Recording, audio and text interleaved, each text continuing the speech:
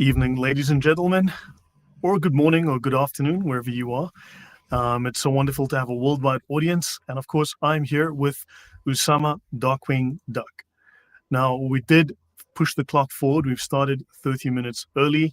So apologies for the unexpected early arrival of the stream, but I know you guys will trickle in as we go. So yeah, good to see you. Looking forward to having your comments in the chat. And hello, Usama. How are you doing? Well, I decided to really, and thank you so much for starting half hour early. I decided to start early because I know we're gonna go long today. So I decided, well, since we're gonna go long, we might as well start early so we can go ahead and finish, a good 4 hours of worth of study today. I mean, 4 hours is nothing to you, do We're you? going long. Like okay. Yeah, guys, this is when I need to announce that it's my grandmother's funeral, Ah, you can't be and serious. I need to make up a good story to get out of this going long. You know what? I don't like the way you make fun of me, man. I think you're saying that on purpose just because you like to make fun of me. Is that what it is? No, no, that would no, No, no, no, no, no. no. I always tell people you sound like it seemed to me like it's racism. Are you racist because I'm not as white as you? Wait a minute, you're not even white. You know what? Being on YouTube, being on the internet, I've been called, amongst other things, a white supremacist, a coconut. I've had my mind colonized by, whatever. Apparently, you have to have a particular set of opinions when you're a certain shade of brown. You know what I'm saying? Yeah. Yeah, but I love the story. It's a true story. I didn't make it up here. I was doing a program years ago when Obama was running for office to be president. So we doing a radio broadcast from Carolina, from North Carolina. At the time, I was there in a Christian station, and the caller is just jumped on me. The topic was a Muslim in the White House, a Muslim in the White House. Anyway, so the caller came in and he really chewed me in, I mean, and out and spit me and everything by calling me a racist. And then as we went going on and he finished talking, I said, "Are you finished?" He said, "Yeah." I said, you know, to call me a racist, that is stupid. You know why? And he didn't answer. I said, because I'm not white. I am black. I'm actually more African than you or anybody else in this country who is black because I was born in Africa. I have an African parents, mom and dad, and I have African grandparents, both sides, my mother and my father. I have great great grand Africa. I mean, literally, I am the son of Ham.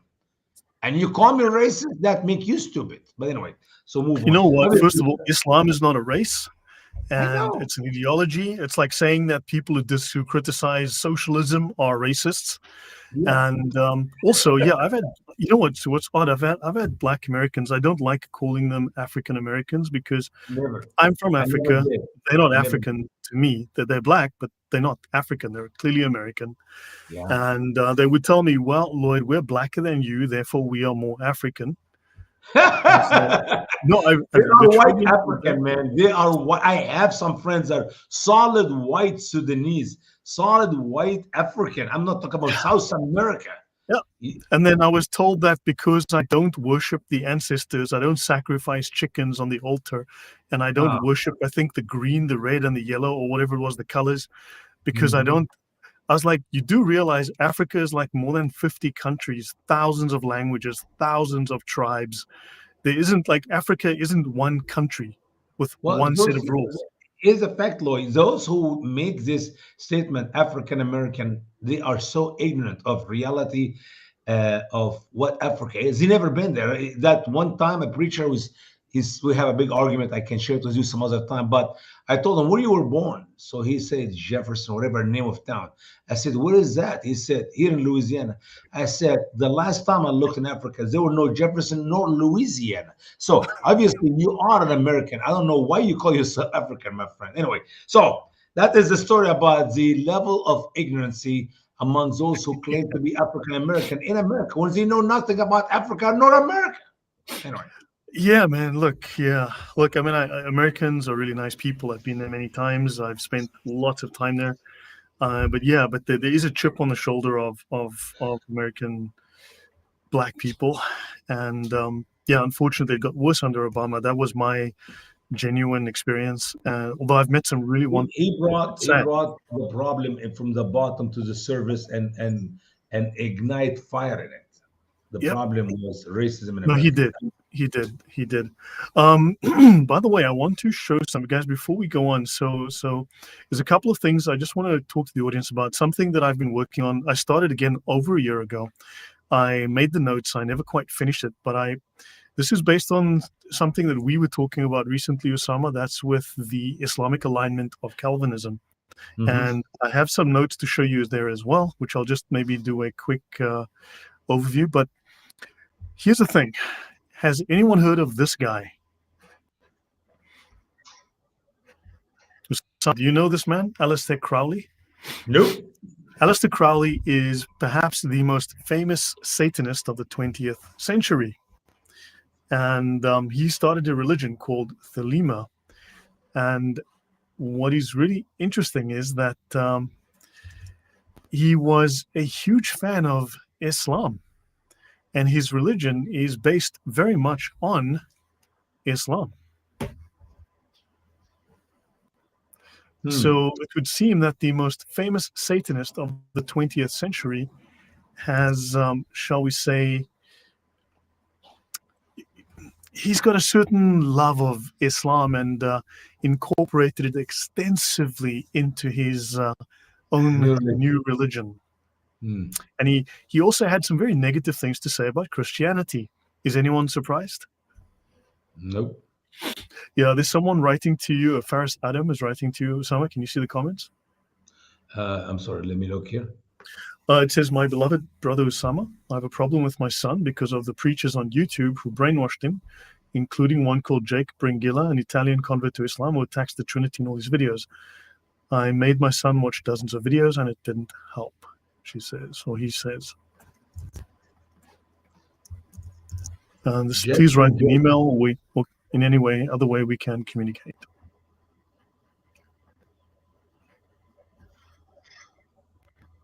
Let me, let me bring it on the screen. So bad. There we go. You should be able to read it now, perhaps. Well, my dear brother, my number is well known. As you just call me anytime, 941-223-3698. Feel free to give me a call or email me at Usama, USAMA, at thestraightway.org. Usama at thestraightway.org. Once again, 941-223-3698. Yeah. So Usama, sorry, I typed that wrong. My bad. Let me take that away. That was a typo. Usama at the. Okay, there we go. Usama at thestraightway.org, like that. Mhm. Yeah. So, yeah, Faris was very sorry to hear that. Yeah, I do sympathize, and let's hope we can at least achieve something to help you, do something to help you. So thank you, Usama, for offering to help him, Sure. and Faris Adam, we hear you. Yeah, so the world's most famous Satanist, at least in the 20th century, one of the two most famous Satanists, especially this guy from the earlier 20th century, he loved himself some Islam and hated Christianity. I'm not sure what Faris Adam is saying there, but I'm sure you can read that. And he has another comment here. Okay.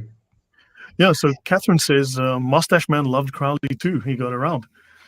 Uh, Hello there, Raf. Mad Monkey, got your email. Thank you. And yeah, I hope you heal soon from your surgery. And yeah, so guys, what can I tell you? Islam seems to really get around too. Islam really seems to get around, And I'm busy working on this. These are my slides so far. As you can see here, I'm busy working on this. And Can you, oh wait, here, yeah. I Let have a me. problem to type in the chat room. I do not know why. Why can't I type? You should be able to tap. It says under stream. If you look on the top right, you'll have chat. there'll be stream, and you can then write your message. Should be I able to know. type. I tried. It's not working. That's very strange. I know. Anyway, can you write my number if you don't mind? 941 So +1941, yes, 223 223 3698. 3698. That's my number, brother. Yep. So that is Usama's number. Yeah. So let me. So before we go, I just want to bring this up. This is up. This is coming up on the channel very soon. You're making it exciting. I need to get into this PowerPoint presentation you have there, man. Okay, so a tale of two men. I'll just give you this one slide as an intro. One of the two men claimed to have been contacted by an angel who Gibberish? selected him. Same angel? Gibberish again? We're going to see in a moment. This angel selected him as the prophet of a new religion. This angel dictated a book to him. Wow. The book is focused on religious laws. The other guy is called Muhammad.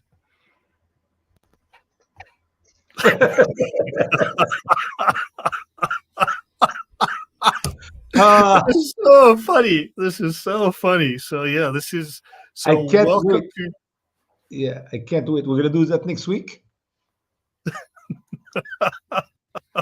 So this is something, and then by the way, so let me bring this up. This is something I'm busy working on. So these are the notes that I'm busy working on. It's not done yet. Islamic parallels in Calvin's theology and ecclesial structure. Okay. This I'm going through still. I'm still busy editing and working on it, so it'll take me a few days. Also, man, when you read through what Calvin was doing in Geneva, I made a video called The Ayatollah of Geneva, Ayatollah John Calvin, because Usama, honestly, having read through what this man was doing, he was the Ayatollah of Geneva. It's shocking what this guy was doing, the level of control. So this is what I'm working on right now, and you're going to see a lot of traces. Alistair Crowley is a famous satanic church, uses his satanic Bible. Oh, there you go.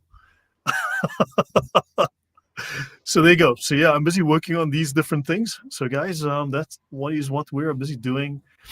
That's upcoming soon. So I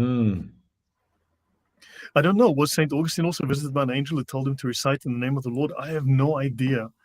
I don't know that much about Saint Augustine, to be honest. Yeah, but let's just say there's some weird things going on with Allah knows best, right? Allah knows. He knows nothing. That's how we know he knows best. Allah works in mysterious ways. Well, Crowley was an Abdul, as far as I can tell. He used to say the 5 daily prayers. He used to pray to Allah, and yeah, he was. And just Janice is not surprised at all. So yeah, Usama, what are we talking about today? Well, we're talking about the made up, the fabrication, the contradiction, the nonsensical teaching of the word of Allah in the Quran as we continue to move on with Joseph's stories, the best of the stories, the best of the Quran. As Allah revealed in verse 3 of Quran chapter 12, we reveal to you the best of the narratives, the best of the stories. And you know what? I have to say a statement today, and I have not said it before, but the Lord gave it to me this morning. Do you know why Muslim scholars are smarter than the rest of the Muslims? Because they say so? No, because they are doing what they ask the Muslim believers not to do. They are reading the Bible. Let me do it again. It's a very powerful statement here.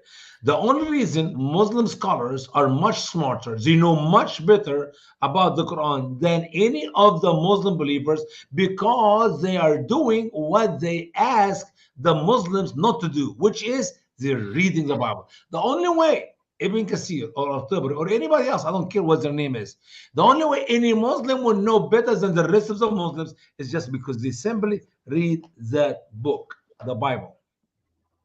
You read the Bible, you are a scholar of Islam. But they don't read it. They're not allowed to read it, to take it in. They read it purely for the sake of criticism. No, not just that. They read the Bible, the Muslim scholars, they read the Bible to help them to understand the Quran so they can talk about the Quran intelligently. And that's how the Muslim sees him, like a scholar. Wow, Ibn Kathir, man. Mm-hmm. When you ask the Muslims, where did Ibn Kathir come up with this information? They don't know. That's a question I ask in my 2 volume books. I go 100 times, 200 times. Where did they come up with the knowledge? And I want the Muslims to understand. You need to be a scholar of Islam, read the Bible, because then you can understand some facts about the Quran, which is written very ambiguously. Okay, and if you're really, really smart, believe the Bible, and you will leave Islam. All right, it's just Fair a enough. statement to my heart Fair today. enough. Yeah. I wonder if Muhammad Afridi is going to jump in again today. He keeps jumping into my chats, and he always says the most genuinely illiterate things. To put it politely, it's just You're so nice. I do a lots of shows with a lots of people. I mean, some of them I really don't want to be with them. God is my witness. Some of the people I minister with, it's like, Lord, why you put these people in my life? I'm suffering because of their language. You have never said one word out of place. So you have always, the Lord has blessed you with a good mouth, with good heart, clean heart. So keep it that way, brother. Keep it that way. yeah. Well, I mean, sometimes on my own show when I'm alone, I You sometimes lose it, lose huh? my calm exterior. That is a flesh. We still have flesh, We will fight as best as we can. Corrides, yeah, you corrides. Oh, yeah, yeah. Don't remind me. So, okay, so we are talking about. So, guys, hopefully by next week I'll have something ready to go with Usama. He and I will hopefully rehearse for a little bit on some of the new Calvin stuff, and I'll Mhm. also have some notes on his favorite verses and everything. So it's a whole mishmash of stuff, building on what we had before. By the way, I did tell you that, and I did mention to you last week, Osama, that he had Michael Servetus killed, burned at the stake, of course, with his book tied to his leg with wet logs so that it would take longer to burn and kill him, because Michael Servetus was a Unitarian. Michael Yeah. Servetus was in his book that was his major work that was accounted to Calvin's work. He was quoting the Quran, and he Hmm. quoted the Quran to demonstrate how the Bible is wrong.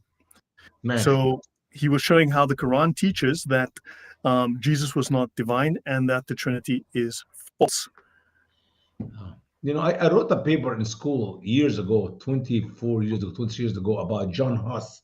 And I believe that is a Christian believer who will also burn uh, uh, on wet wood. And actually, the fire stopped burning and they relight it again to continue to burn him until he died. Anyway, it's a very punishable, very, very painful way to kill somebody, burn them with wet wood or not dry wood. Yeah, So.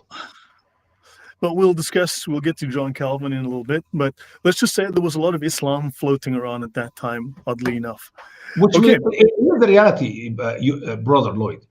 If it is not from God, it is from the devil. And the devil, Satan, Allah, whatever name you want to put under it, it doesn't matter. He uses another million ways to mislead people. It makes no difference. There's only one truth. It is through the gospel. And if it's not in the gospel, it's a falsehood. And the source of it is one guy. You can be a Buddhist, you can be a Catholic, you can be a Baptist, you can be a Presbyterian. If you do not believe in Jesus Christ, you can give any name to yourself. And reality is not in Christ, you will be in hell. right. So now we are talking about Joseph, and I think the section we are doing now is Joseph in the well and blood on the shirt.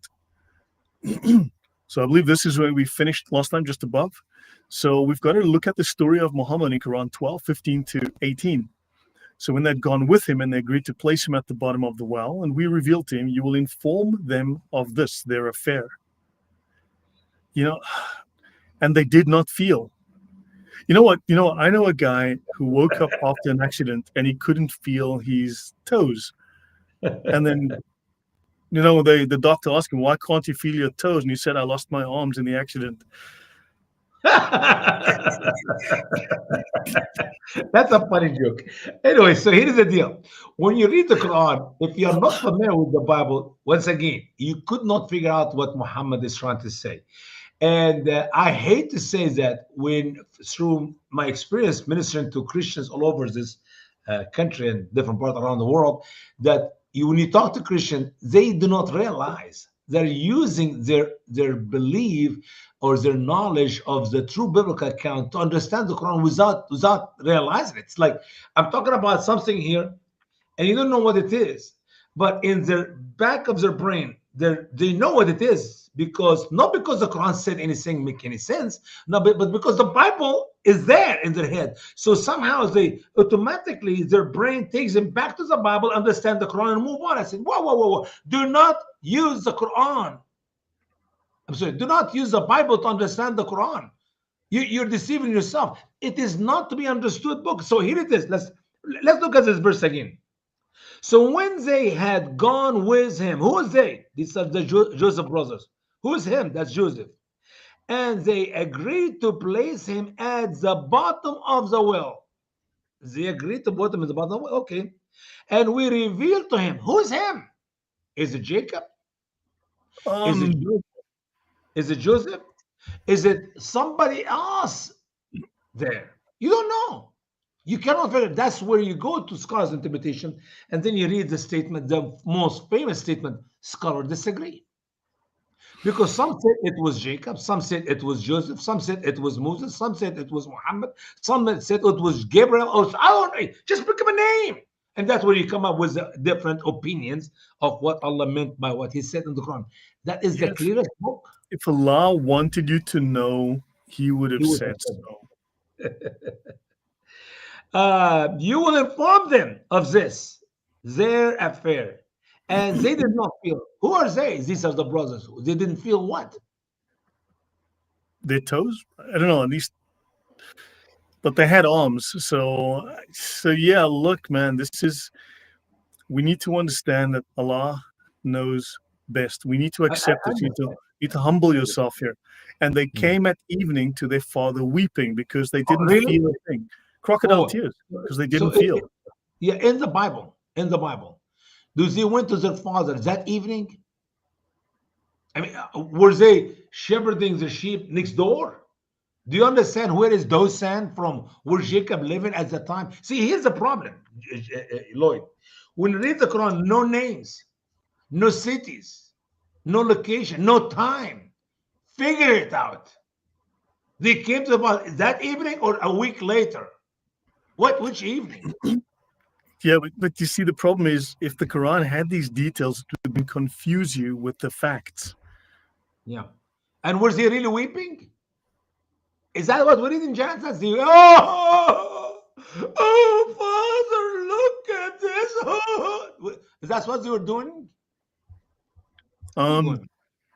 Weeping had a different meaning back then. It was, the words have Weeping changed. means smiling. I understand. In the old days, weep is to smile. I understand. Yeah, and they said, "Our father, surely we went away racing and we left Joseph with our goods." So the wolf and Little Red Riding Hood was eaten by the wolf, and all Yeah. we have left is this red coat. The All right. wolf ate It, him. okay. Now, here's a question. How did he know it was a wolf? And what's amazing is when we read earlier in our previous program, Jacob told his sons, I'm afraid to give you your little brother. We have to understand now. Joseph, in the teaching of the Quran, there's no dates, there's no age, but from the talk, from the words, you can come with understanding. Like if I tell you, if I get to a boy and the boy say, Papa, Mama, I love Papa, I love Mama. You think, how old is that boy? Is he 10 years old? Is he 20 years old? Or he's 2.5 years old? Obviously, figure out from the talk, you can figure out he's 2.5 years old. Or Yeah. from the writing of the story. When Jacob said to his sons, I'm afraid to give you my boy, you're going to get busy, distracted, and the wolf will eat him. How in the world a wolf will eat 15, 17 years old boy? If it's not going to work It's just unless the theology wolf for is toddlers. blind. I'm sorry, this language is. I am losing IQ points here, man. I understand, but we'll help you to get it back when we open Genesis account. I promise you, you get all your intelligence, your brain back, every cell of them. Okay, so obviously, from the Quran, you figure out it's a little boy. They said, Father, let us take our brother with us. He will play and have fun. You don't think that brother is 15, 17, 20 years old because you don't think he ever been with them in the field. You don't think his father sent him to the field. I mean, the logic from the reading of the Quran, he must be a little boy, 3, 4. I can even go for 4.5 years old, but not 10. There's no way 10 years old, not 17, as the Genesis record to show us. So here we go. They know it was a wolf. It's a wolf. It will be logic if they said, "Oh, and some No, the creatures, wolf ate him. some wild animals, some creatures ate him." No, they know exactly it was a wolf. Wow, must be a big wolf, man. I don't know how big that wolf is. So yeah, the wolf ate him, or and you will not believe us, even if we were truthful. Huh. Yeah, I Who don't believe you. believes that? No, And they forget about it. If Jacob is an old man and he lost his mind and he's real stupid, he should not believe it. Nobody can believe the Quran. Nobody can believe the made-up stories of Muhammad in the Quran. I don't look if even believe a sentence in so the the way Quran. the wolf ate him whole, so there was nothing left, so they couldn't bring his body back.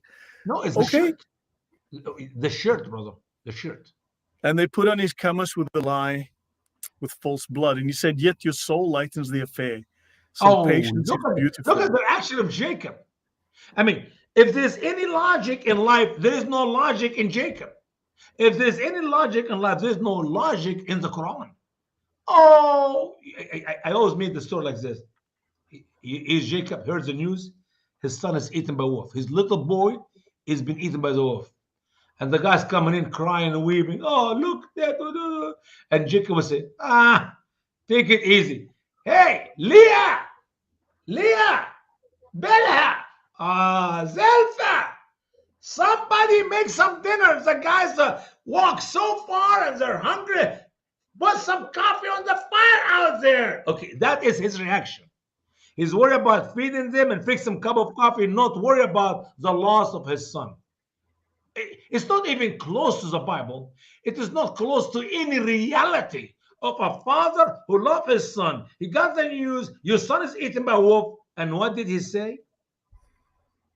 He said, "Yet your soul lightens the affair, so patience is beautiful, and Allah is the one who asked for assistance about what you describe." I'm sorry, but I'm starting to. This is theology for the mentally bewildered, and I am the mentally bewildered right now. I have no. Can we just move on to the next thing, please? Because I don't want to think about No, no, this no. We anymore. have to read Ibn Kathir interpretation, man. That make it sweeter. If it was According not to good, Ibn Kathir's interpretation, from the moment the brothers had gone out of sight from Jacob, they began to curse and mock Jacob with their words and actions. They all agreed to throw him on top of a rock which was in the bottom of the well. Normally, this rock was where a man would stand to fill the buckets when the water level was low. When they threw him in it, Allah revealed to Joseph that out of this hardship his brothers would come to know that he was the dear, that they would have need of him and they would be afraid of him. look at the imagination of Ibn Kathir. Can you tell me where any of this come from the verses of the Quran? Um, You just read the verses, brother. And we're not talking about something we read last month or last year. It's in the same page. I have no idea, but thank you, Roman. Roman says, "Pray for a jinn spirit, and you will understand it, infidel." Yeah, the You jinn know will what? come and meet He's us. right. I need some gin. Sadly, all I have is this sparkling water. Listen. All I have here is camel urine, man. I mix camel urine with milk and I drink it every morning. That helped me a lot. You know, these northern Africans are very, very strange. I'm glad I didn't grow up in an Islamic country. I did all my life. God help me. I prayed for a long time. Lord, get me out of Egypt. And he did. Now I pray, Lord, get Egypt out of me.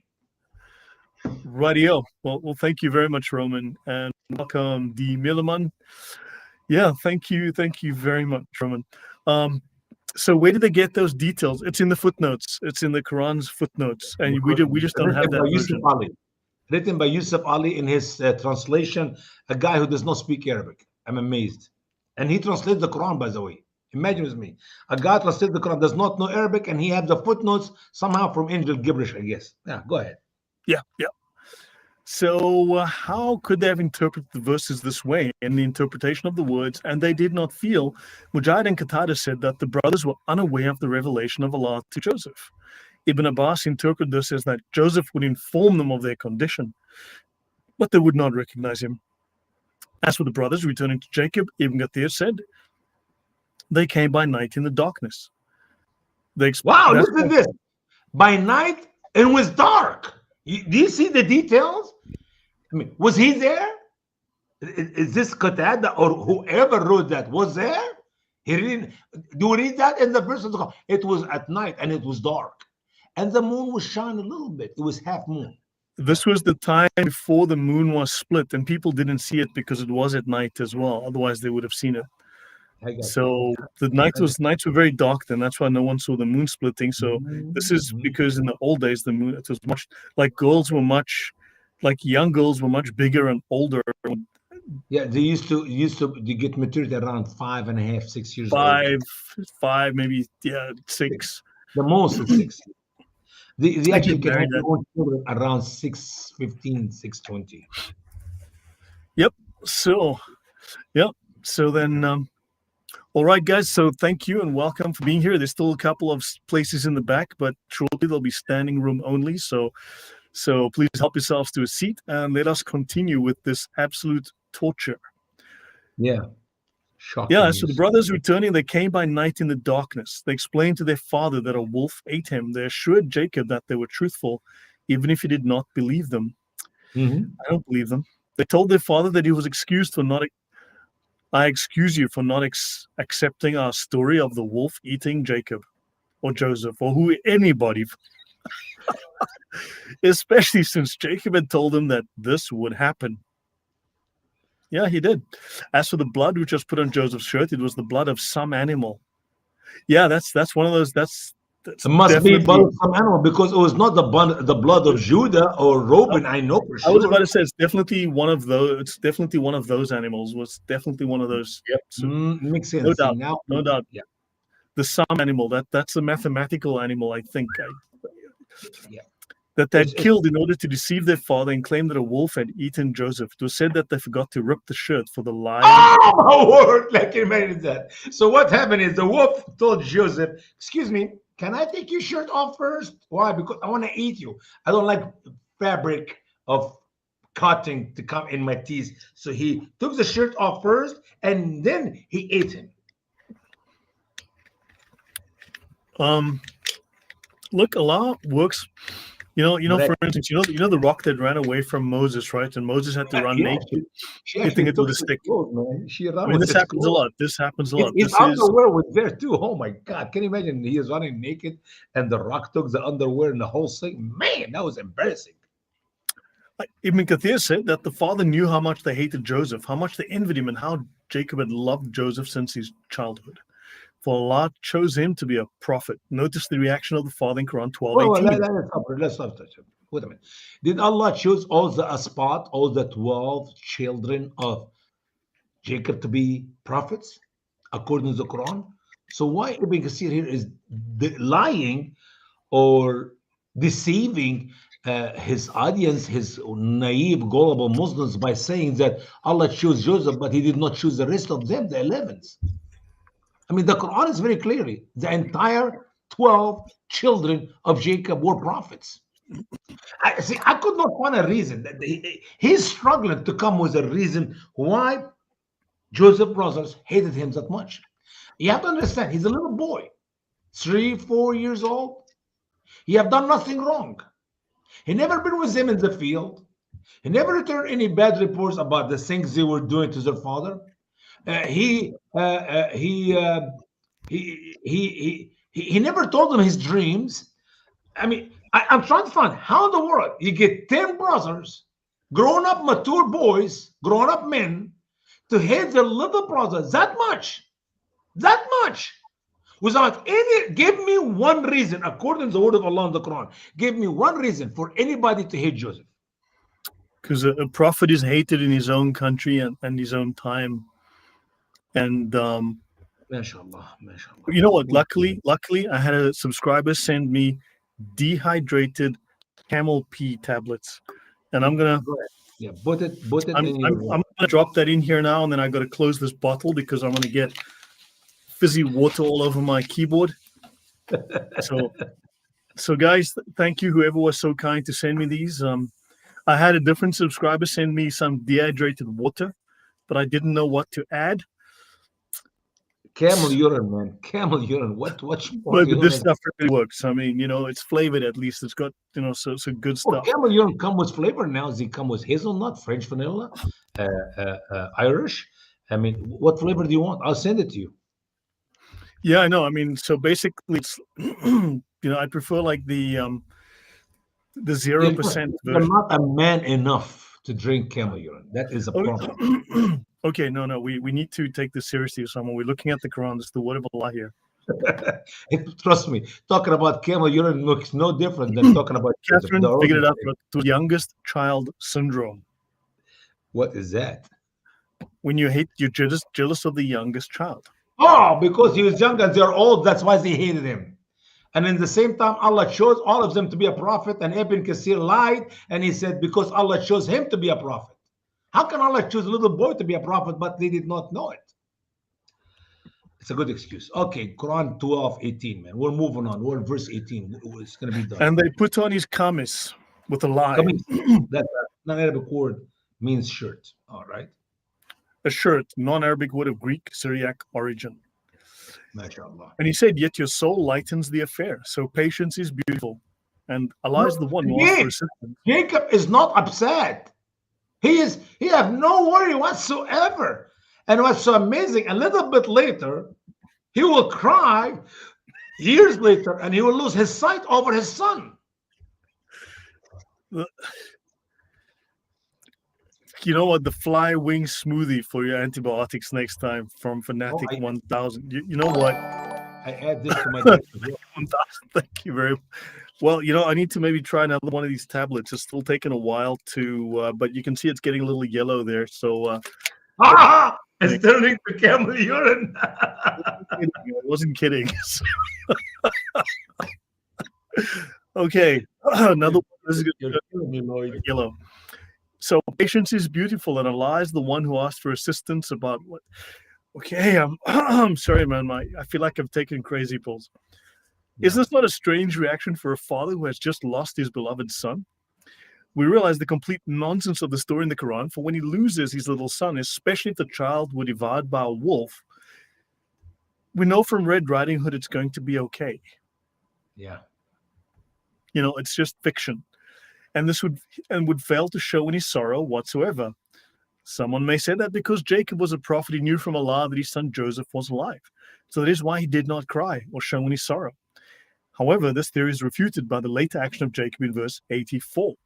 And he turned away from them and said, "Oh, my sorrow for Joseph." And his eyes became white from grief, so he was full of anger. Why did Jacob cry to the point of losing his eyesight if he knew from Allah that Joseph was alive? Which, by the way, when you read the Quran, you find out he knows that he was alive. I mean, it's so ridiculous. The contradictions throughout the Quran, it blow your mind. Because Yeah, he said, he said, go and search for Joseph and his brother. You know what?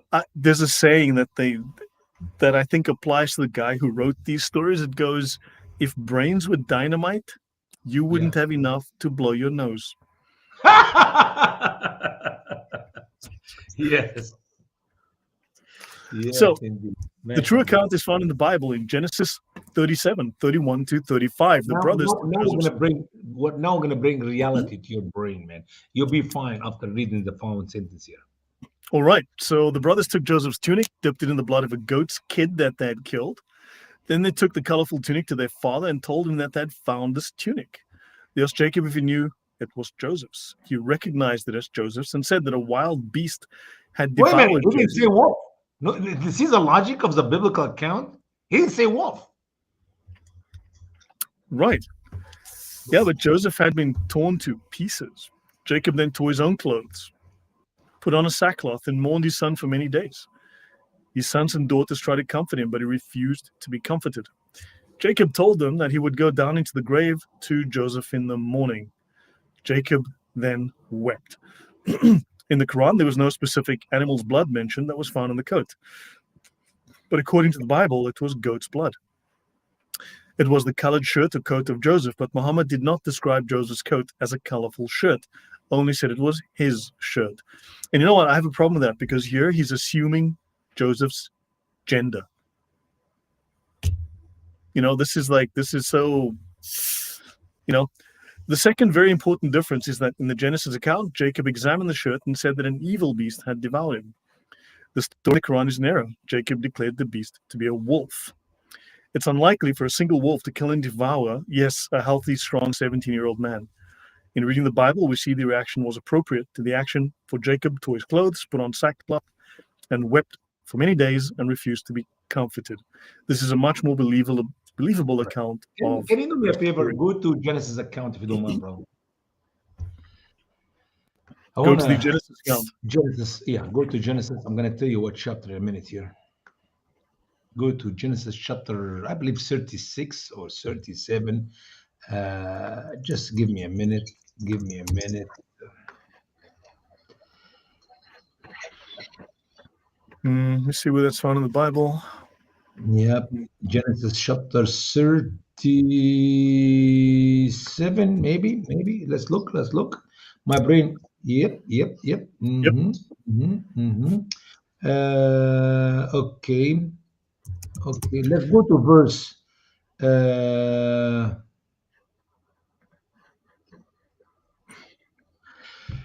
Verse 13. Start from verse 13 if you don't mind.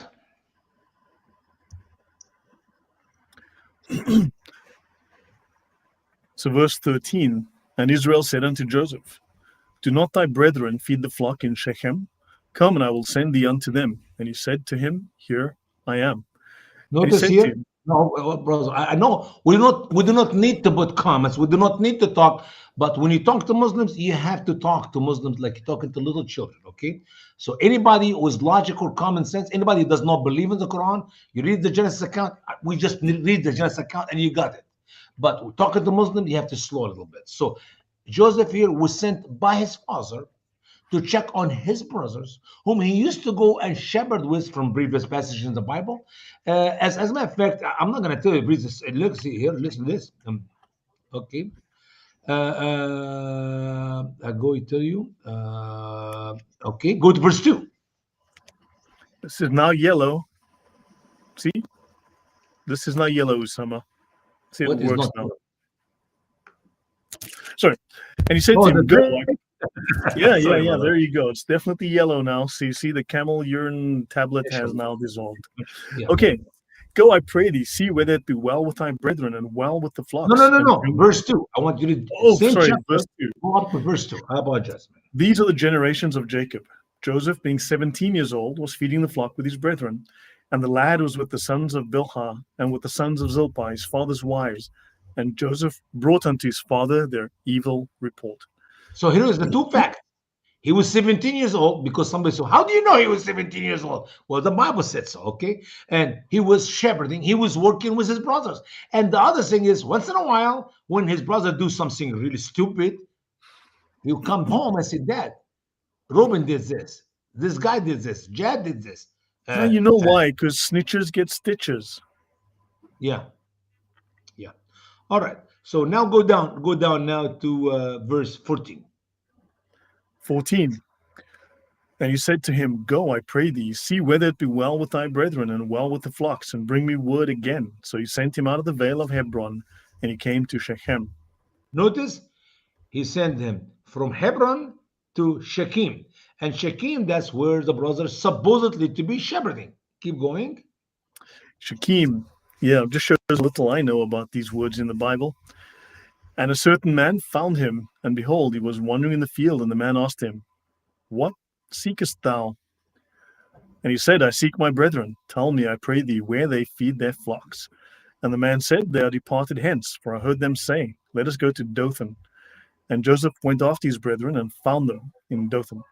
Notice here, the Bible is not just a story made up, it's history. You cannot teach history without time, location, things to provide you. I mean, I can right now. I can open the map. I'll show you Hebron. I'll show you Shechem. I'll show you Dusan. I show you the cities in the Bible today. I can take you to Israel and I travel with you in a car, show you the places, show you the field. Not in the Quran. In the Quran, there's no give me a name beside Egypt in the Quran. Even Mecca became Becca. Keep going, brother. Well, yeah, that's why the Quran has never been used for archaeological discovery or to You identify can't. You anything. can't. I was ministering with a friend of mine, brother Randy, last 2 weeks ago, do apologetics, and he asked me the question. I maybe repeat myself. I don't know if I shared the story here or not, but and he asked me, can we find error concerning cities or locations or time in the Quran? I said no. The Quran is a perfect word of Allah, no errors. He said, what do you mean? I said, Muhammad never mentioned a city. Muhammad never mentioned time. Muhammad never mentioned details. Therefore, you cannot catch any. What mistakes? One of them told the others on the right side of the mountain. Really? Mm-hmm. Yeah. So, yeah, the lack of detail is just annoying. Then they said to one another, so no, now when they saw him afar off, even before he came near them, they conspired to kill him. So Then they they said did to not plan to do that on their way while they're taking with them together.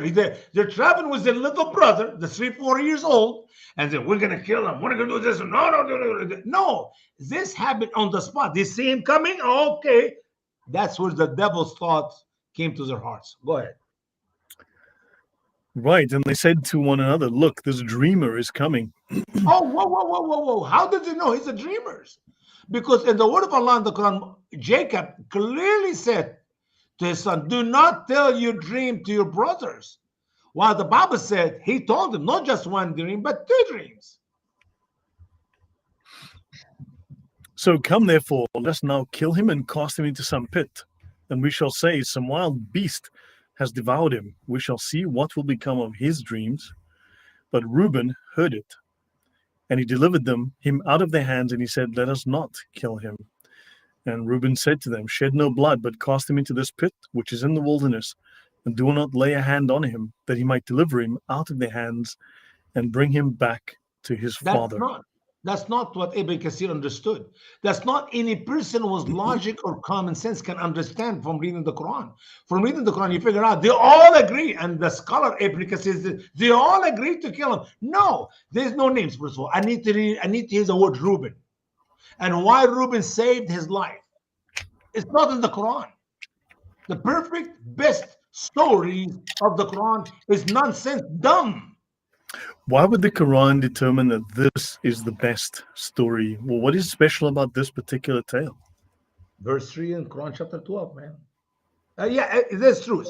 It is the only story in the Quran where you have it in one chapter. You don't have to go all over the Quran. As we read, there was a couple other verses, just the name Joseph was mentioned, and there is no contradiction between the Quran and the Quran on that story. Every other story, they are loaded with contradictions. Every time Muhammad repeat Noah, Abraham, Lot, Moses, Jesus, David. I mean, every time Alexander the Great, Shaib, Hud, every other story Muhammad repeat in the Quran, he contradicts himself. Write different words, right? Same question, different answer. Same different questions, the same answer. God help me. But Joseph is written in one conclusive chapter 12, and good luck to understand it. And that's why it's the best. Radio. So they took him, they cast him into a pit, and the pit was empty. There was no water in it. And they sat down to eat a meal. Then they lifted their eyes and looked, and there was a company of Ishmaelites coming from Gilead with Okay, their let's stop camels. here. We're going to get that later from the Cool stuff. Yes, sir. Yes, sir. That's good. Thank you. But do you understand, my dear Muslim friends? When you read the Bible, you do not need Lloyd or Usama Dakdok or any scholars to explain to you the biblical account. When you read the Quran, you must have Ibn Kathir. You must have Ibn Kathir. And ask yourself, Where did Ibn Kathir come up with this information? There's no way you can figure out except that he read the Bible, a corrupt book. Yeah. Fanatic asks, is there an Arabic name for Reuben? I don't think so. Mo couldn't say that. Yeah. Maybe they just called him Laban or Laban or something, Laban or who knows, Ray-Ban, who knows. Reuben. So, according to the Laban, Quran, Laban was Jacob's father-in-law, man. yeah, I know. So, okay, so Joseph is then sold to the travelers. In the Quran, chapter 12, when a traveler came there, and so they sent a drawer of water. So he let down his bucket and he said, good news, here is a young man. Good, hey, guess, fantastic, 3 young men in the well. It's raining, man. 4 or 5 years old, holding the bucket, and oh my word, that bucket is heavy. Oh, good news. A boy, he was down there. Maybe he went to play there and get lost or something. Good news. No, this happens a lot. I mean, this was Yeah. back then when people used to play hide and seek in the well, right? Yeah. And they hid him in merchandise. They Mm. kept him and they hid him in the merchant. And Allah knew in what they are doing. Okay, that's good. Ibn Kathir says this. Joseph sat in the well waiting for the deliverance of Allah when the travelers came. The people of the book said that their goods were pistachios, pine nuts, and some green seeds. I'm pretty sure it was Walkmans, Ray-Bans, and some ajwa dates. Hey.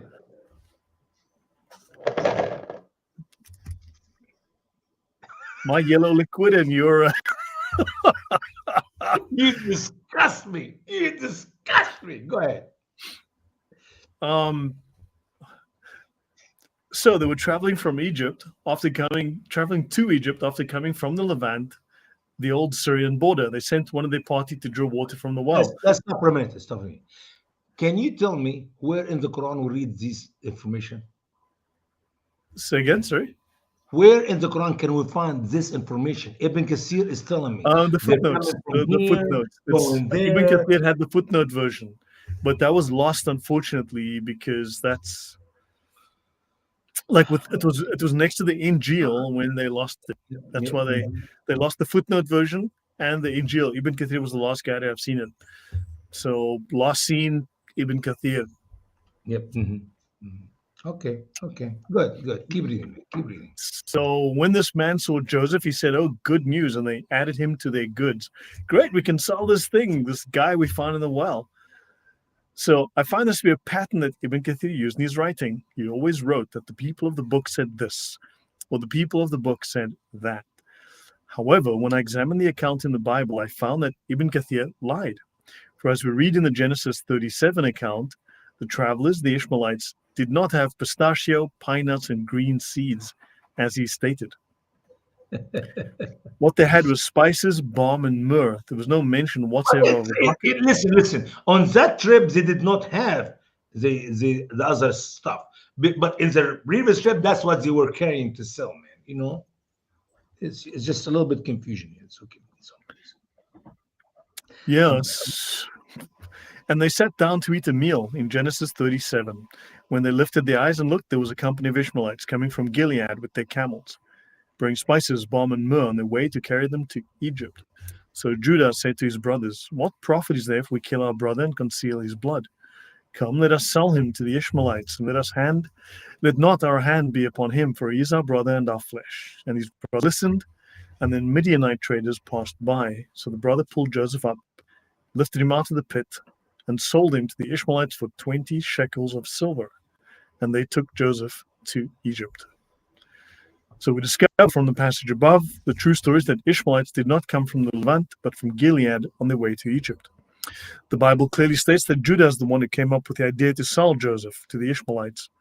The Midianites were passing through the land. They pulled Joseph out the well and sold him to the Ishmaelites for 20 pieces of silver. The Ishmaelites then sold Joseph in Egypt to Potiphar. The Quran account of the price for which Joseph is sold is found in Quran 12, and they bought him for a lesser price of a numbered dirham. So it was a lesser price. We know that Yeah. that's very and of a numbered And dirham. dirham. Can you do me a I, favor? You're so smart. You're so intelligent. Lloyd, you're the best. Go on Google right now on your computer, open it up, and tell me when dirham were made. okay, yeah, yeah. This is Good the fun of. We question. want to teach our Muslim friends that the Quran was written hundreds of years after the Quran was written.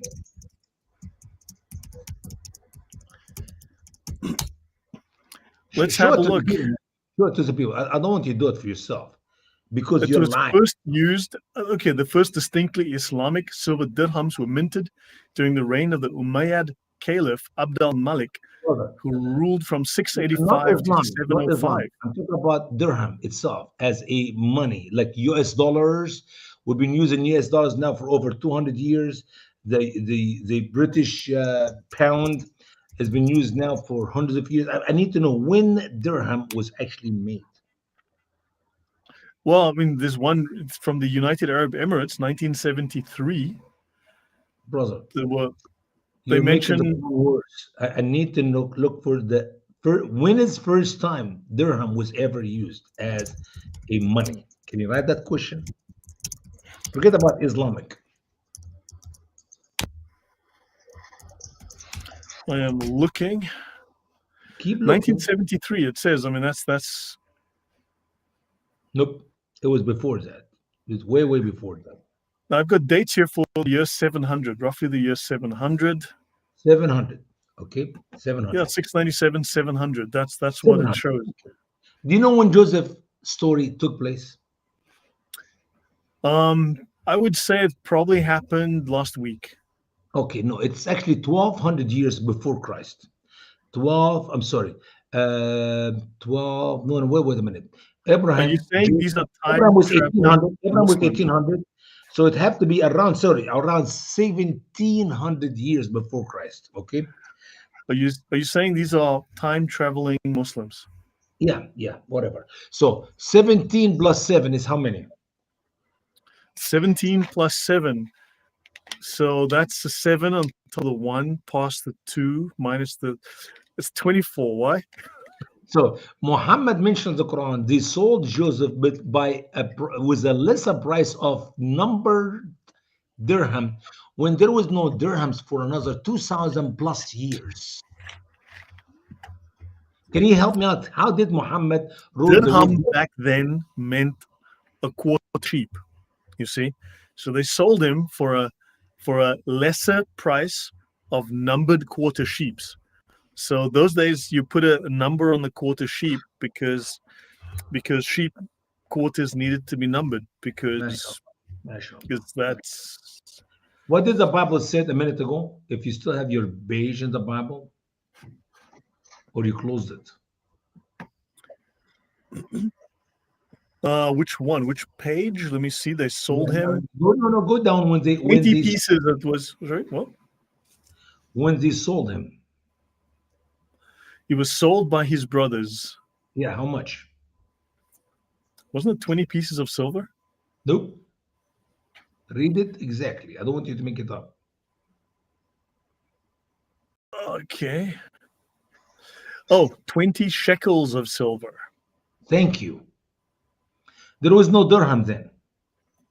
So internal evidence that the Bible is accurate is when you sell somebody, it has to be the right amount of money. Jesus was sold for 30 pieces of silver. That's an error. That's an error. You know why?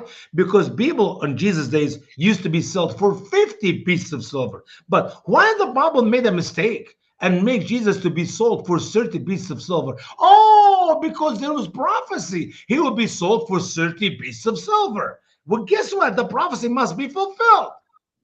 The Jewish people who denied the truthfulness of Jesus to be the Messiah actually proved to us by their own action that he is the Messiah. They could easily sold Jesus for 31 pieces of silver or 29 pieces of silver or for the right amount of how slave is worth in Jesus' days, which is 50 pieces of silver, and they can prove that the Bible is wrong, that the prophecy was not fulfilled. Can you imagine that? All what the Pharisees have to do All what the high priest have to do is pay one piece of silver more than 30, or one piece less, or sell them for how much it's worth. A slave is worth 50 pieces of silver. And if they did that, they would have destroyed the idea that Jesus is the Messiah. But they have to sell them, to sell Jesus for the right price, which is 30 pieces of silver, which is a wrong amount of how much a slave is worth to fulfill a prophecy written hundreds of years earlier. But when it comes to Joseph, there was no dirham, my dear Muslim friends, There were shekels. shekels of silver. Thank you. Yeah. So this is time traveling money. It's different. Ah, please, brother. Yeah, please help me out here. You wanna show you another error in the Quran about money? No, it's okay. I Okay, let's because move on. because We're gonna get to it when we get to Quran chapter 18. Trust me, we're gonna get to it. yeah. So it was a lesser price of a number dirham. No, Yeah. the dirham had numbers on it.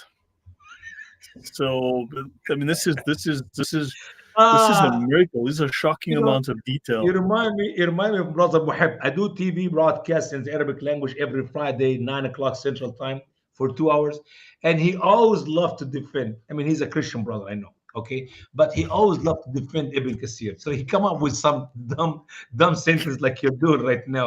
And I said, okay, Muhib, thank you so much. Let's move on. Yeah, the number dirham, list number dirham. Yeah. Yeah, no, because you don't want to use unnumbered dirhams. I mean, it's like guys.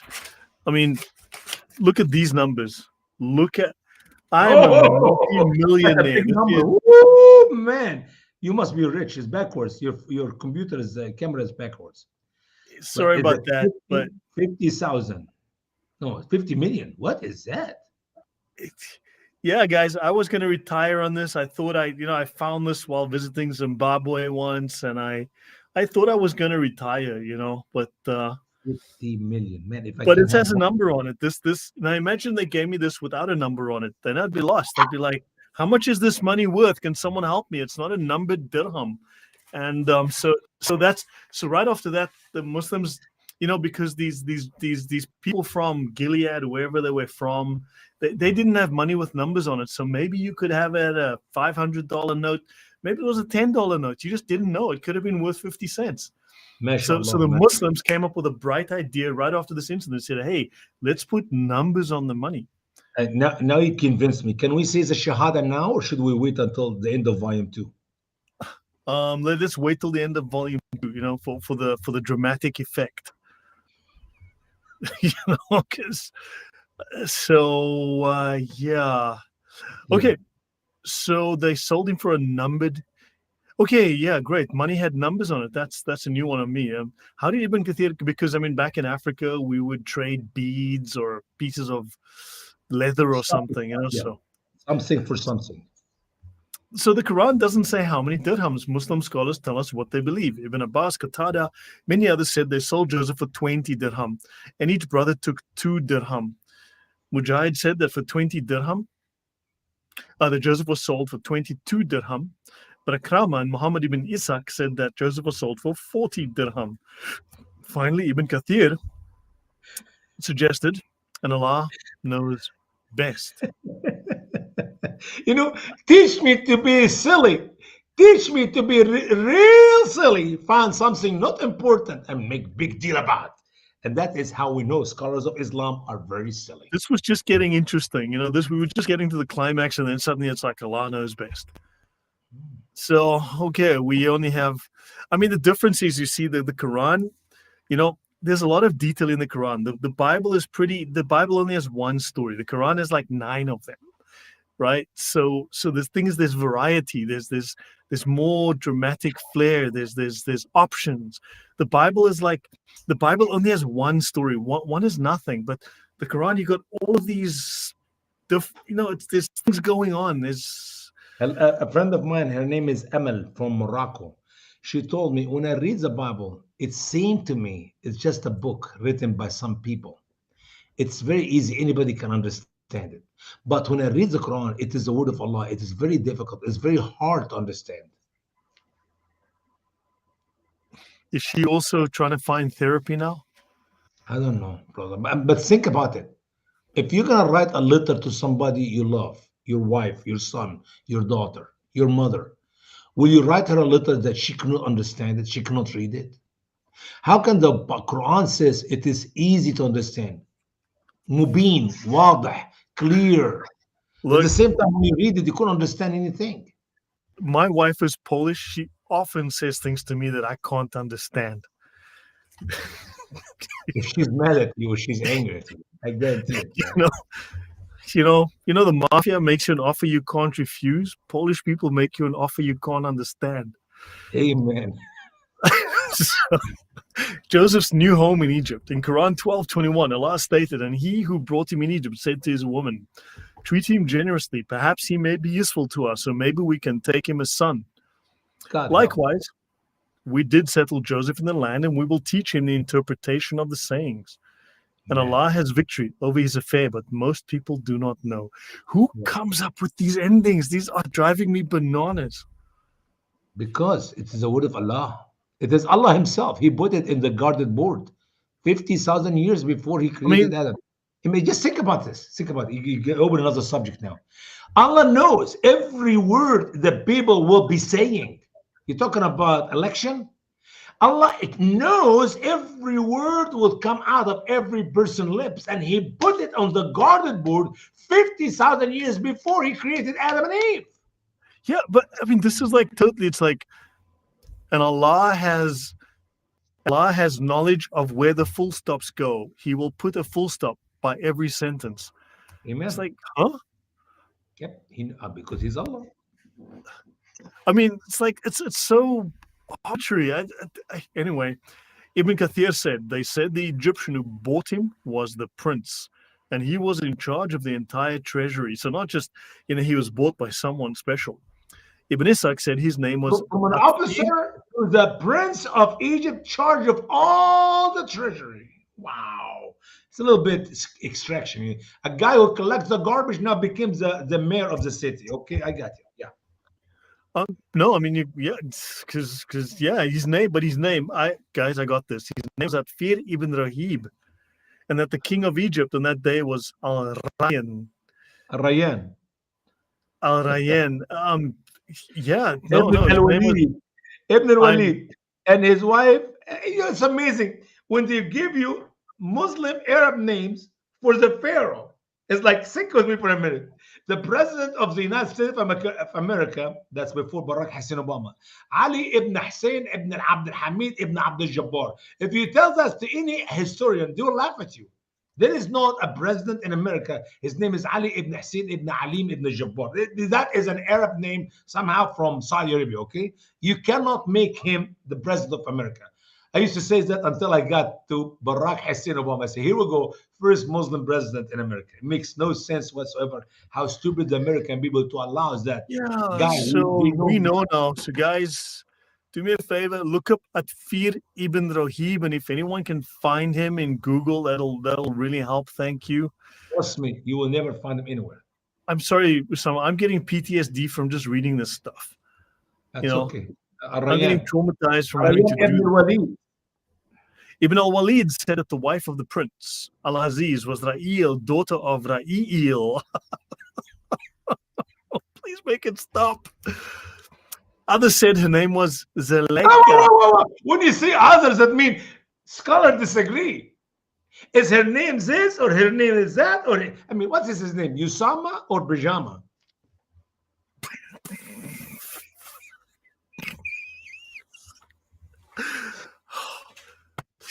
Breathe, It has been breathe, man. said that her Breathe. name was, Yeah. yeah, breathe. Her name was Faika, daughter of Unos. Ibn Abbas said that the person who brought Joseph in Egypt, who bought Joseph in Egypt, was Malik, Ibn Zad, Ibn Noib, Ibn Aska, Ibn Mazian, Ibn Abraham. Or maybe his name was Atfir ibn Rahib, or maybe it was, I don't know, Jimmy from the pet shop. I don't know. Ibn Kathir ends this long list of Arabic words with the names, with the words Allah knows best. Bet you didn't expect that. Yeah.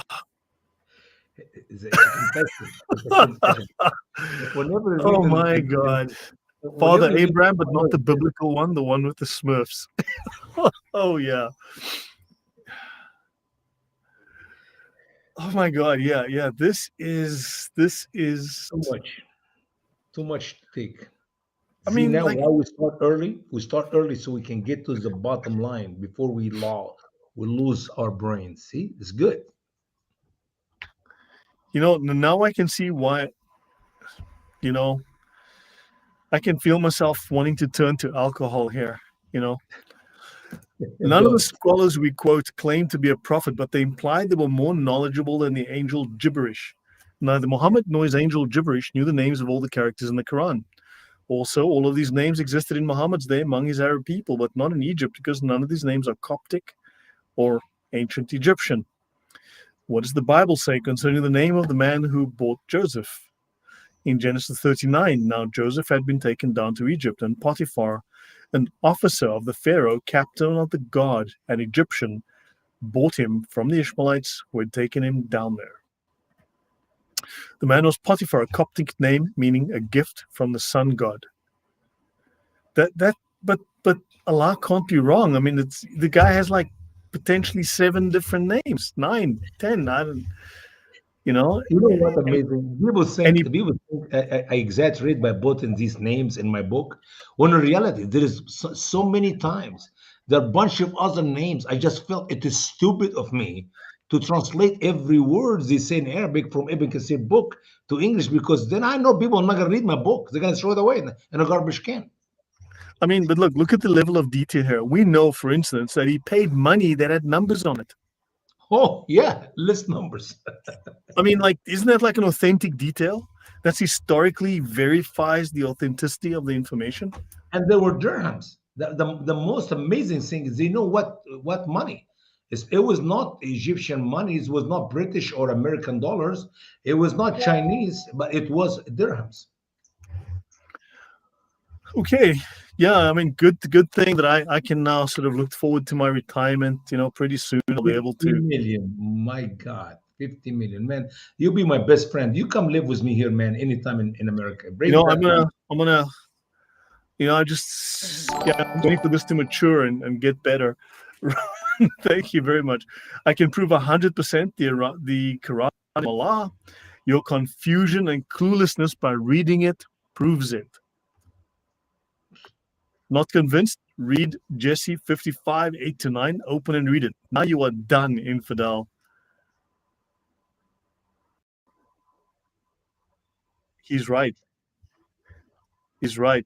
The fact that I am confused and ready to just kindly ask whoever to stop the world so that I can get off is Mm. evidence that this is from Allah.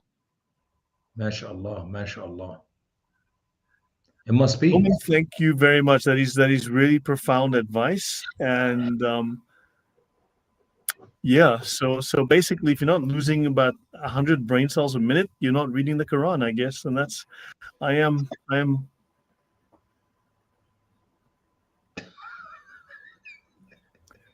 Yeah.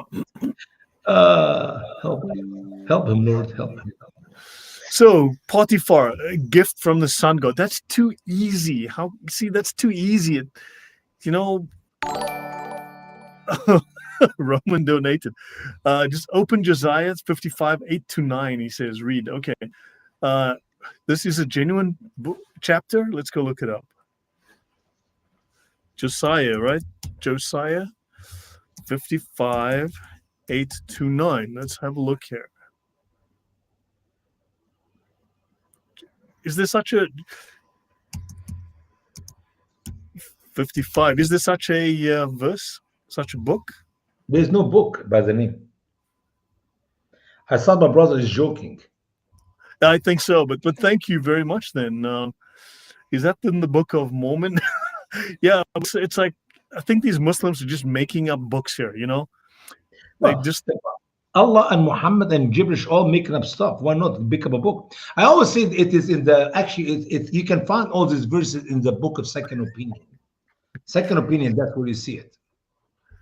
we'll all be leaving here in straitjackets. So yeah, guys.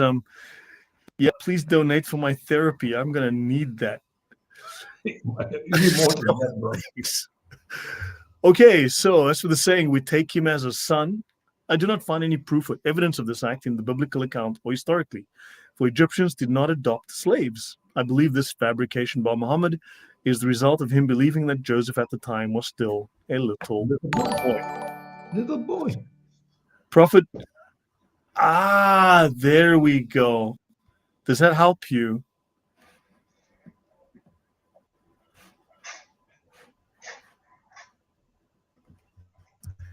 Okay, I'm gonna look this. Hang on. I don't Is know what there is that. a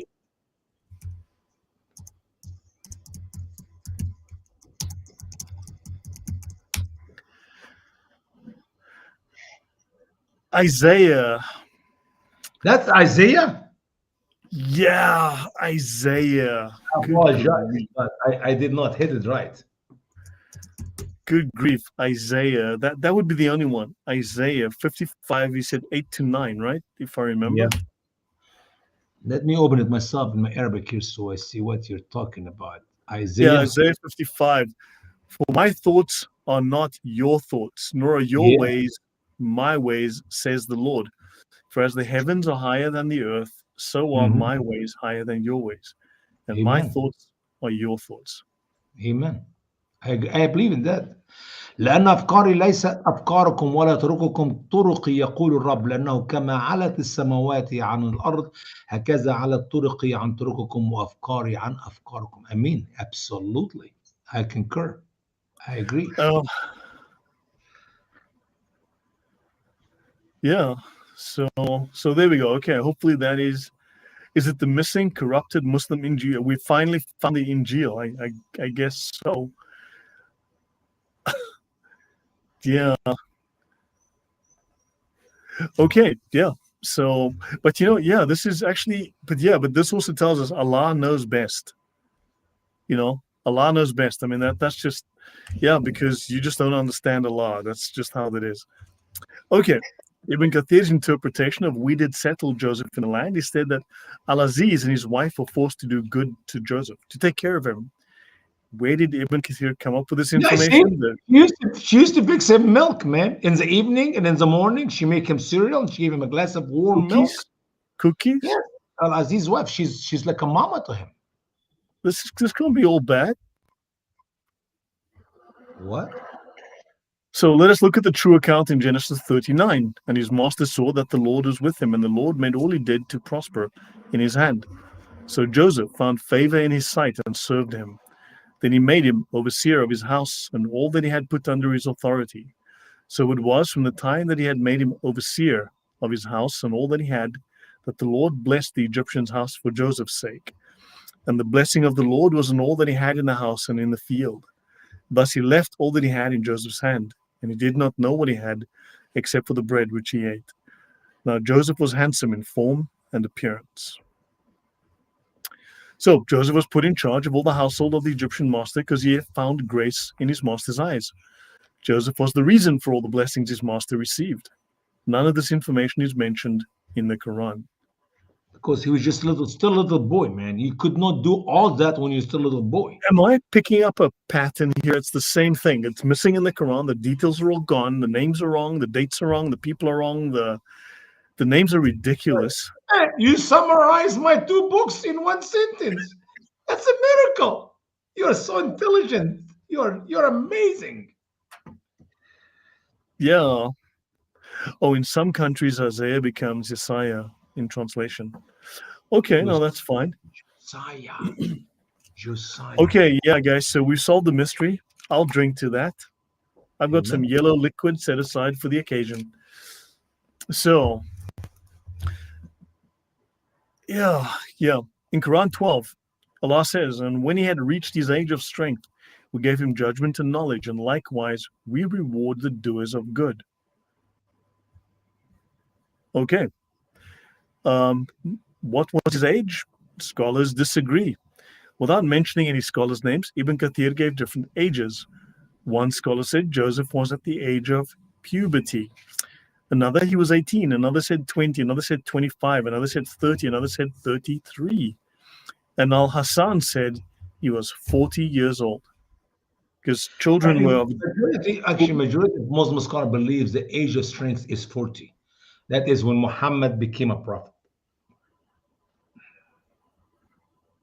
So he spent a long time in that well. No, no, no, no, no, no. In her house, as she fed him, she gave him milk and cereal.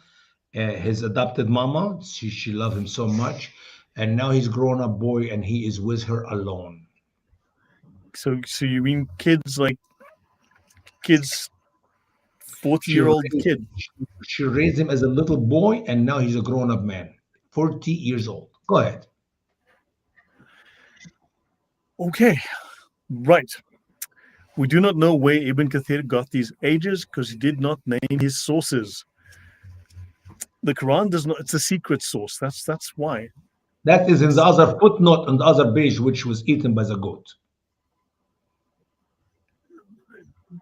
Look, I mean, KFC has a secret source. I don't see why Ibn Kathir can't have secret source either. Secret source is something that is not that uncommon. You know? So we do not know where Ibn Kathir got these ages. He didn't name his sources. The Quran doesn't contain information about Joseph's age, but there's reference to the age of strength. Later in Quran 46:15, when he attains his strength and attains to 40 years. The Bible does not mention ages, but he simply said that Joseph was handsome and favored. And then we go to the seduction of Joseph. Next, we come to the part about the attempted seduction, which begins in Quran 12. The one whom he stayed with in her house sought to seduce him, and she closed the doors and she said, I am prepared for you. He said, Allah's refuge. Surely he is my Lord and treats me good. Surely the unjust will not prosper. Okay? Ibn Kathir went into great detail on how the wife of Al-Aziz tried to seduce Joseph by explaining what took place in the house. He described her and what she did. He wrote she was very beautiful, had lots of money, held a high position, and was full of youth, young, beautiful, and desirable. How did Ibn Kathir know this? That was not even mentioned in the Quran. He describes how she closed the doors, prepared herself for Joseph by the way she was dressed in the most elegant and best clothes. Okay, let's stop for a minute here. If Joseph was adopted by her, and now he's 40 years old, she have to be at least 60 years old. The opposite of what Ibn Kathir described in his fabrication. Yeah, you follow me? He came to the strength, the age of strength, which is most scholars of Islam, as we read in the Quran, believe that it's 40. Even if he was just 30, okay, 30. She was the wife at the time of adoption. She was at least 20. So 20 plus 30 is 50 years old woman. How can you tell me 50 years old woman to be, as he described it, to be full of youth? You know what So full he's of a youth? kiddie in the Quran, right? He's a little kid, as opposed to being 17. He's a little boy. So that's a long time later. Yeah. But she have to be at least 60 years old, 50, 60 years old. Not So they youth. had to validate Momo's behavior. Exactly. They had to say, oh, this was normal. I mean, look here. Yeah. Yeah. If it was with Prophet Joseph, it could be with me too. And she called him to herself as she asked Joseph to be with her. She was very demanding and desirous, but Joseph responded by asking how he could do this thing since her husband was his Lord and had done much good to him. Notice then the following verse, and indeed she moved to him and he moved to her, and were it not that he saw his Lord's proof. Likewise, we averted him from committing the evil and indecency. Surely he is of our sincere servants. Why didn't Allah do that to Muhammad? When Muhammad went to check on his adopted son Zayd, and he saw from Zainab bint Jahsh what causes him to fall in love with her, or maybe lust with her, why Allah did not protect Muhammad? Because Muhammad had a different set of rules that favored him. Listen, brother. Listen, likewise, we averted him. Why Allah did not avert Muhammad to leave his daughter-in-law alone? Why Muhammad commit indecencies, but Allah protected Joseph from committing the indecencies? I have Was no Muhammad idea. Was Muhammad a servant of Allah or just Joseph? Um, that's a good question, but now you're confusing me with the facts, and that's against Islam. I'm sorry. I apologize. Forgive me, brother. Let's move on with Joseph. In Europe now, they these things they come attached to the Yeah. bottle. And apparently it's was supposed to so when you throw these away, this is attached so you don't have lids around. But apparently now this has increased in the amount of these stupid bottle caps everywhere because people get so sick and tired. They rip them off and just throw them away when they buy the bottle. I'm struggling to remove this bloody thing, and it's a pain in the ass because you try and drink and it falls in your face. And you not only you change the subject of our study, but you cut my attention to your yellow drink.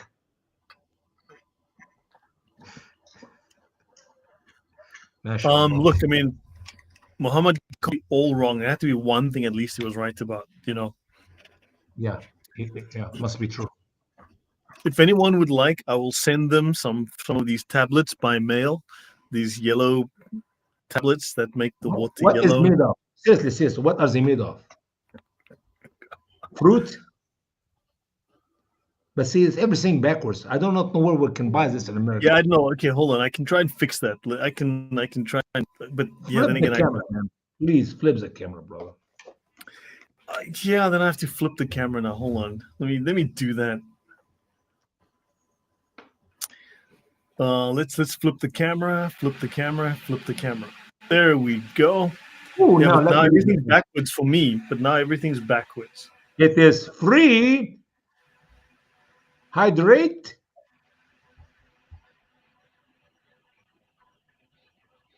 Hydration. So hold on. It's there we go. I need to find it. Maybe I can find it in somewhere here in America. But if not, Amazon. you have to send me one. You have to send me one if I could not find it. Yeah, these are just electrolytes tablets. These are. I'll do my best try to find it. Let me try and get the larger screen. There we go. Now sports effervescent hydrate. You get 10 inside the bottle, huh? Yeah, sorry, I'm losing focus here for whatever. There we go again. It's seeing my face, so it's trying to. Is this like advertising? Do you make money by advertising for this company? No, I don't. I wish I did. It's like, no, I don't. As you guys know, Qatar does not fund my channel. Unfortunately, I'm not being sponsored by Qatar.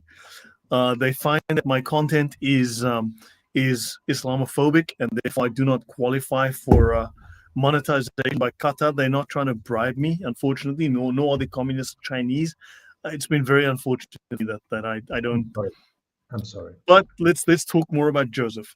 So so guys, because I'm not being funded by Qatar or the communist Chinese, please consider supporting the channel. If you find the content has a great sort of amount of sarcasm, jokes mixed with some occasional facts and information. Listen, if you have rough time, open one of these and watch them. Trust me, you'll relax.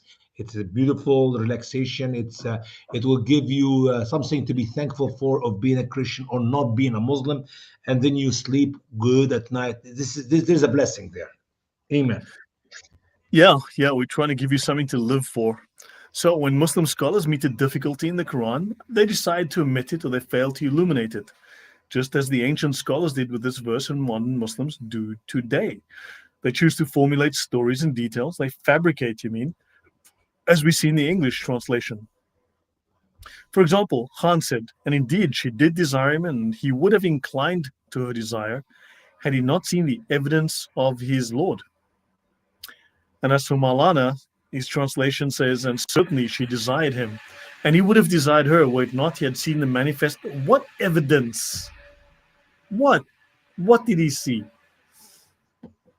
But see, all of them made sure that Joseph did not desire her, did not touch her, did not take his clothes off. His pants was on. You know what I'm saying? So obviously, the Quran in the Arabic is wrong and the English is accurate. You see? That is very different to Muhammad. Muhammad would have said, but how can I love you if you won't lie down? Oh, I know. That's hard. So Pickthall translated it as she verily desired him, and he would have desired her. It not been that he saw He would. Okay.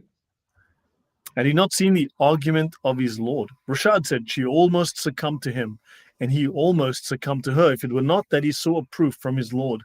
Sawar said she was determined to have him, were it not for his faith in Allah, he would have yielded to her. Oh, mashallah, mashallah. How come Momo didn't have this kind of faith?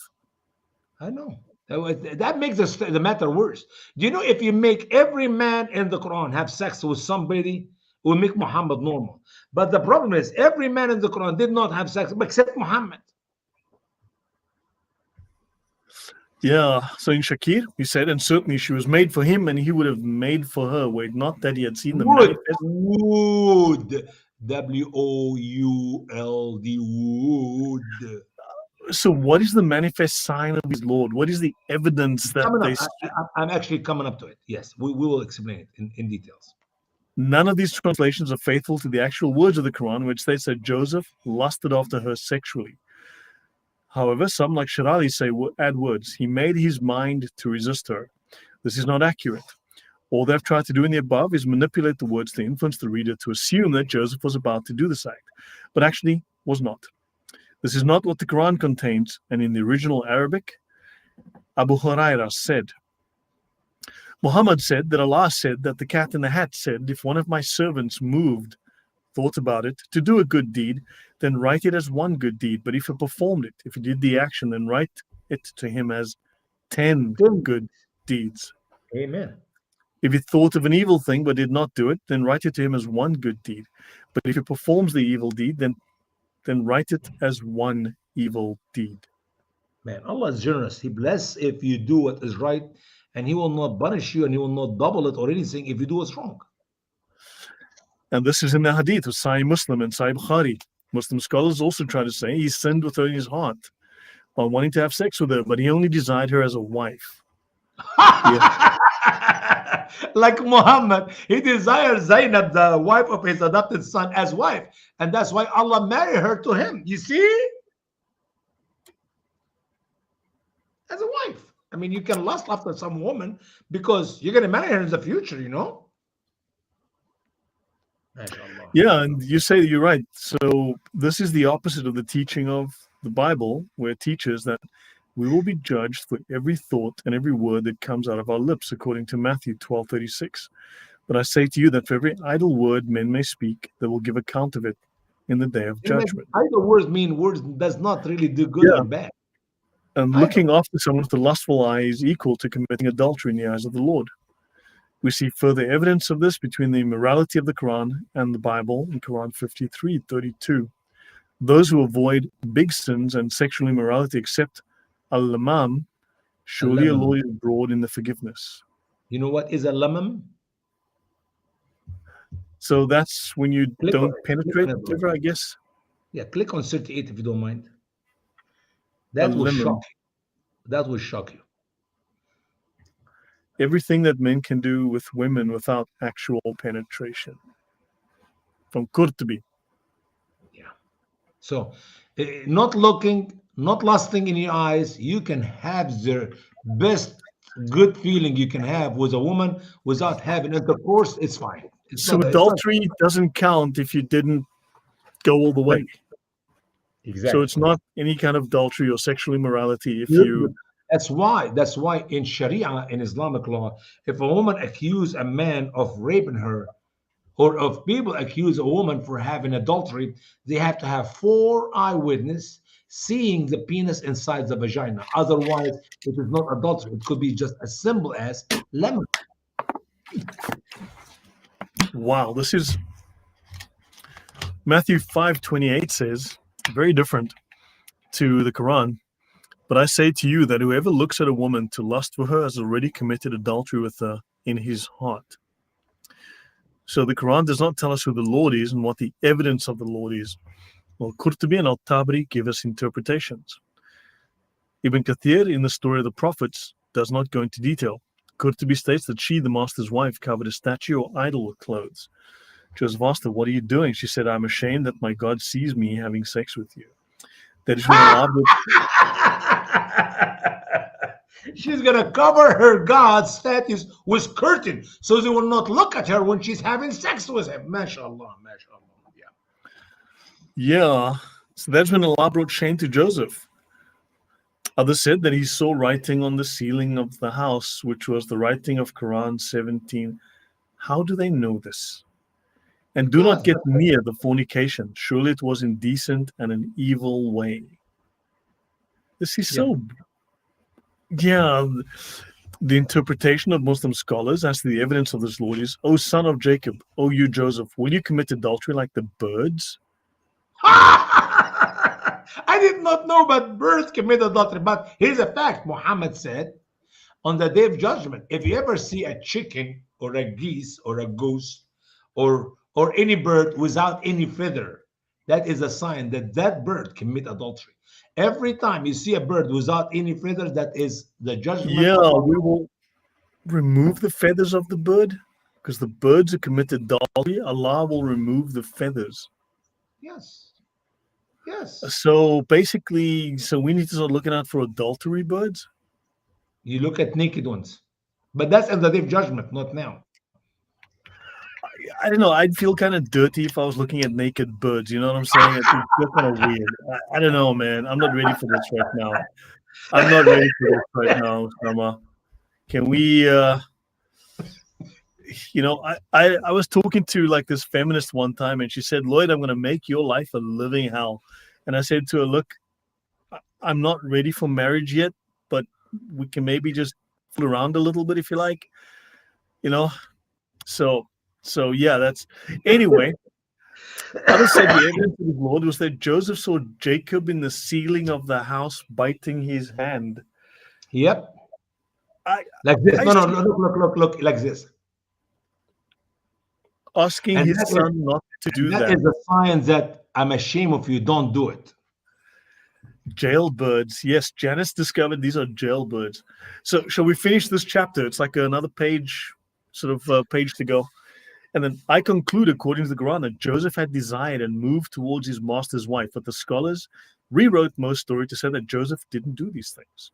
What really took place, according to Muslim scholars, between Joseph and the master's wife? In Tabari, he described the conversation which took place as she spoke. And Al Aziz, now his name is Al Aziz, not Potiphar, The not wife of Aziz, because Aziz is a very famous Egyptian name in their dreams. Go ahead. Yeah. as she spoke nicely about his hair, his face, and his body. And then she stated that she moved to him and he moved to her with lust. Both entered the house and the doors were closed. Joseph began to loosen his underwear, and that is as when he saw his father, Jacob, biting his hand, telling him not to do so. Yeah, Such yeah, that happens all the time, I'm sure. Tabri repeated this in similar words. They both sat with each other. He sat between her legs, and how he took her clothes or his clothes off. And another said she dropped herself and threw herself at him, and he took his clothes off. Did they get it? Okay, scholars disagree as to how Joseph could have been a prophet of Allah and done such a thing. Al-Qurtubi said Joseph moved towards her with lust. He stated that she threw herself on her back as he sat between her legs, removing his clothes, and he sat with her as a man sits with his wife. In his interpretations, Qurtubi went in circles. He said that Joseph had committed the sin. In another place, he said that Joseph could not have done so because he was a prophet. The struggle was a result of the ambiguity and fabrication of verse 24 by Allah. For when we read the account in Genesis, we do not face such problems. Where did they get this? I mean, this is like Mills and Boon novels. You know, when I was a kid, those were very popular. They'd be at the newsstand all the time. There'd be a new Mills and Boon.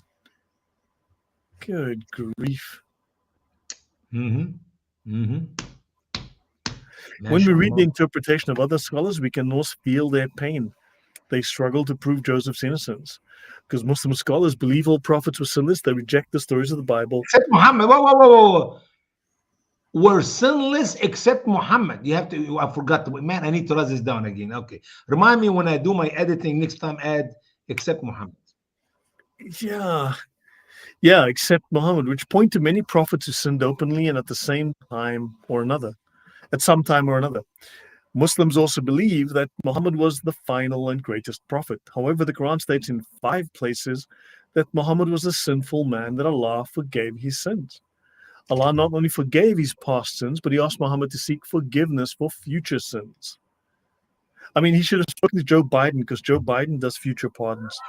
Joe Biden Joe is Biden's dying, really good at that. He'll pardon you back for like years going backwards, and for and any he'll offense in the pardon future. you for future too. I mean, he Yeah, literally pardon you past. He's. Do you know that Joe Biden is much better than Al Kaaba because he can pardon you everything, past, present, and future. We don't have to go to Mecca anymore. Muslims just go see Joe Biden, and they will do it.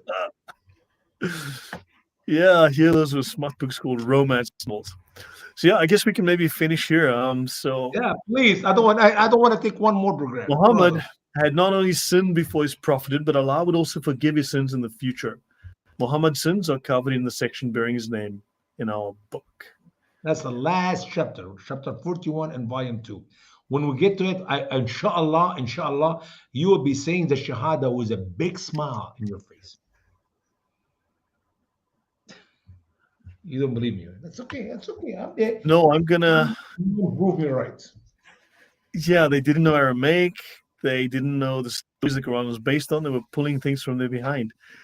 Yeah, that kind of looks like it. Kind of does look like it. So there we go, everyone. That was fascinating. Sorry, brother. I got headache myself. I'm getting hungry and I'm getting thirsty and I'm getting headache. And man, but that was a good reading. I really appreciate you for being patient Yeah, with let's me. please not ever do that again. I'm sorry. I apologize. That's last time. This is the last time for today. That's yeah. I cannot Yeah. promise the truth. MashaAllah. MashaAllah. Yep. So everyone, thanks all for being here. Just want to let you know, hopefully by next week, I'll have this ready. We'll talk about the early 20th century most famous Satanist and occultist who created a religion called Thelema. And yeah, we'll talk about the origin of the name from the Greek, and we'll talk about his totally unexpected passion for Islam. So yeah, that's something definitely Islam has nothing to do with.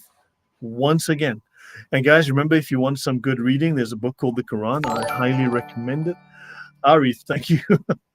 We're gonna see Momo humiliated on Judgment Day. Yeah, I want a front seat. I want a front row seat, man. I'm paying extra. Thank you, Arif, for that. Yeah, definitely. I want to be there when that happens. So thank you very much. Yeah. So that's it, guys. And the torture is over, and you know, hopefully I'll recover. So we'll leave it at that. So Usama, And if not, man, I apologize until next time. he Leave a little bit. apologizes until next time. It's like Yes. Hey, be sincere, I don't want to be lying, man. yeah. Speak the truth in love, in Yeah, boldness. he's no, I mean, yeah. So look, like I was saying before, guys, he claimed to have been contacted by an angel who selected him. Actually, let me just pull this up. Uh, he is the prophet of a new religion. The angel dictated a book to him, a new revealed book focused on religious laws, and the other guy was Muhammad. Yeah, so yeah, there was we'll talk. Believe me, the links to Islam run really deep. You'd be amazed. So the things you find out, the places Islam has its little fingers and tentacles Oh attached. my Allah. MashaAllah. MashaAllah. So yep. So Raf, Mad Monkey, we'll chat soon, and everyone else, thank you very much. So yeah, guys, everyone, take care, and we will see you guys soon. I'll see you in a couple of days, probably. Cheers, Osama. God Have a bless, good night, brother. everyone. Take care. Good night. God Bye bless. bye.